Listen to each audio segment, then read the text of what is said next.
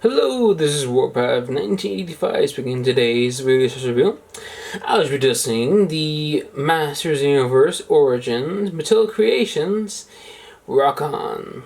Now, Rokkon, when it was originally released, he was part of this weird trend during the mid to late 80s where a lot of the toys manufacturers were producing rock-based kind of like figures. Rokkon and Stonedar, which is his wave mate at the time, and probably released later on, I'll mention that later, were Masters of the Universe take on that, basically, or more or less Mattel's take on that. They didn't appear in that much media other than just the mini comics and stuff like that.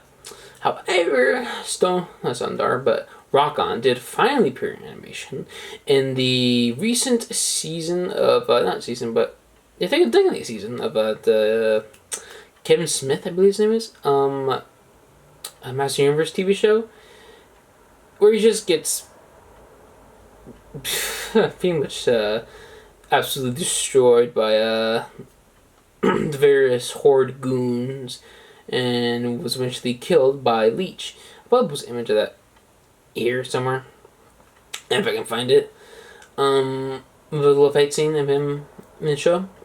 He once again appeared in more mini comics, especially with his figure, since he was included with fun. And that's kind of with the character.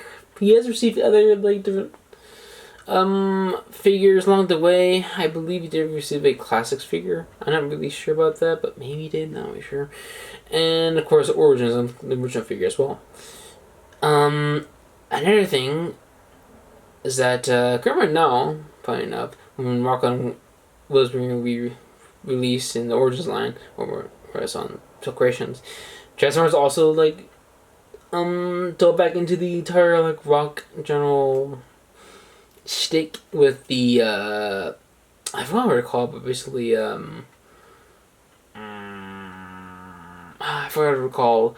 But basically, they're based off of Inhumanoids with a remix of the rock creatures from Transformers Headmasters.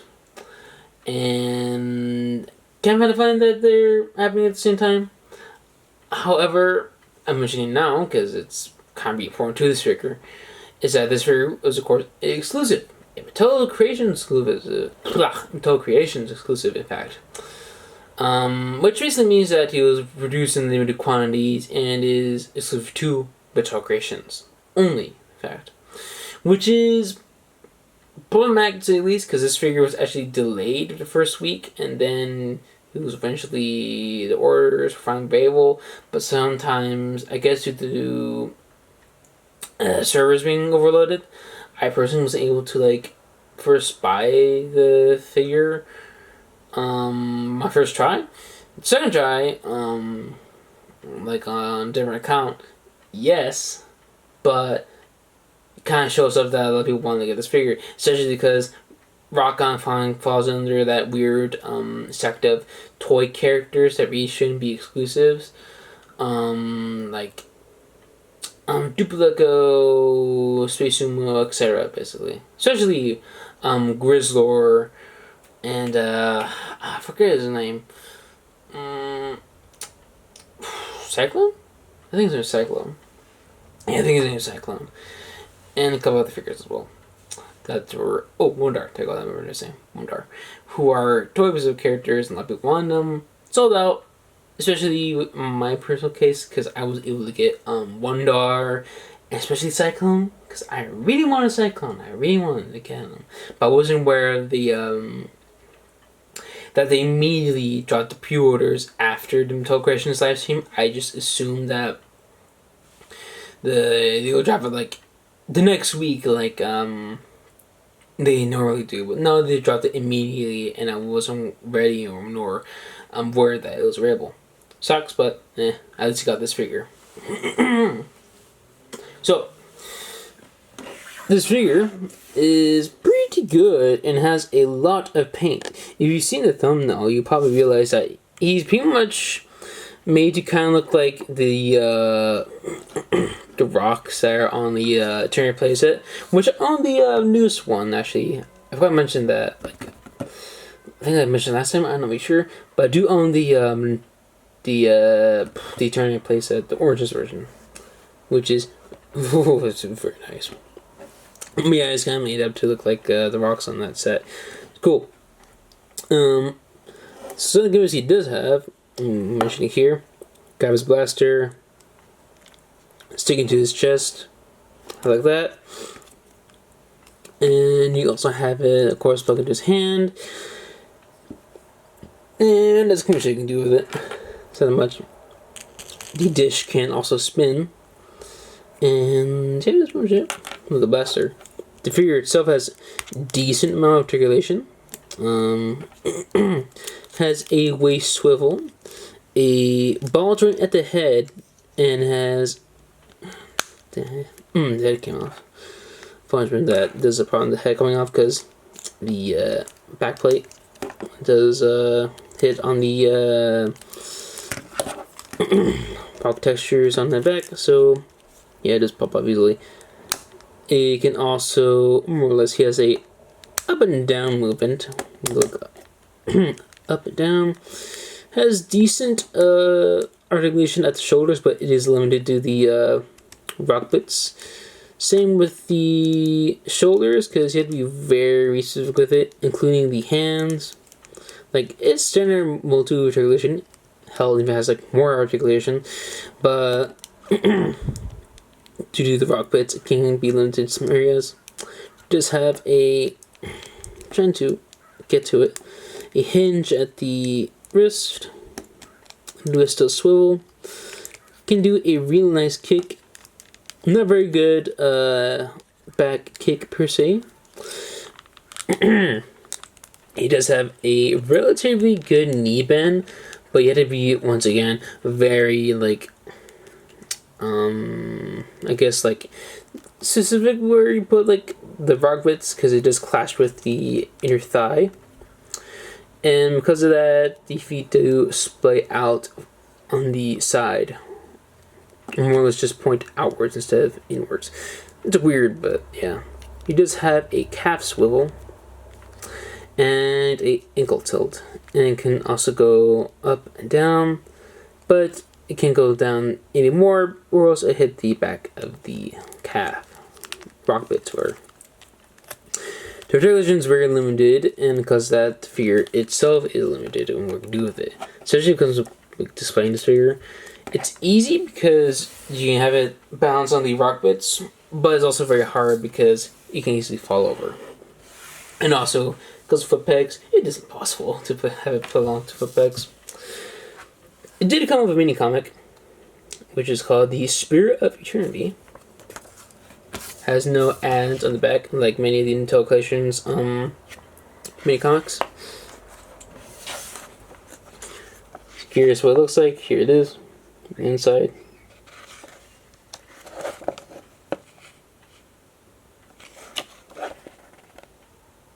Pretty nice mini comic.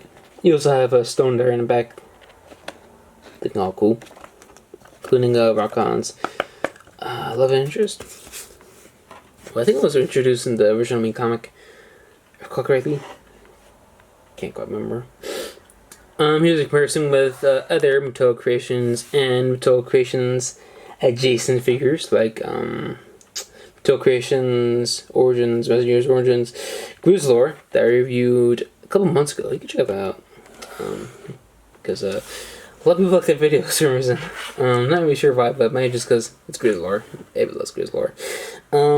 Here is Space Sumo, who was not really a Mattel Creations figure. It's kind of weird because he was only released in a 3-pack, which you can still get, in fact, and a card on card, basically. A card is a card. It's not really a card. It's kind of confusing. It was also released on card, but it was only a release on Mattel Creations website and unlimited numbers. However, it was out for a little bit longer, similar to the 40th anniversary 4-pack of He-Man figures. I was like still out and about after like, what was it, like 2 years now since it was released? I don't know when they're going to have it on sale, but they have to because whew, that thing did not sell well. Shit, did anybody get this up? I don't know. But yeah, this guy's on him. And also with Duplico is another Mattel Creations adjacent figure. And same with that situation, he was released on Mattel Creations and also on World.com. And also in Walmart stores. This is where I got Duplico, because I got them in Walmart stores. Here's let's say Sumo. I got them in the 2-pack, not 2-pack, but the 3-pack. And online, I believe. Yeah, online, because I think it was on sale. Yeah, because it was on sale. Because it was like around, like, winter, Christmas time, like sales that was going on back in the day. It was like back in 2022, I believe. I can't remember, but it was a while back. Now, Stonedar can obviously turn into a rock because that was a really big thing back in the 80s.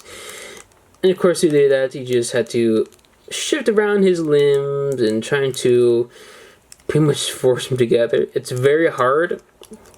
I'm still very, like, confused on how did do some people get this right, because it is super hard to get him in this, like, rock mode. Oh, I forgot. If I mentioned this is a game I mentioned earlier. You have the blaster stored in there. And so like that. Have it bend down here. And I think that do we get. Yeah, that's it. Here he is in his little rock mode.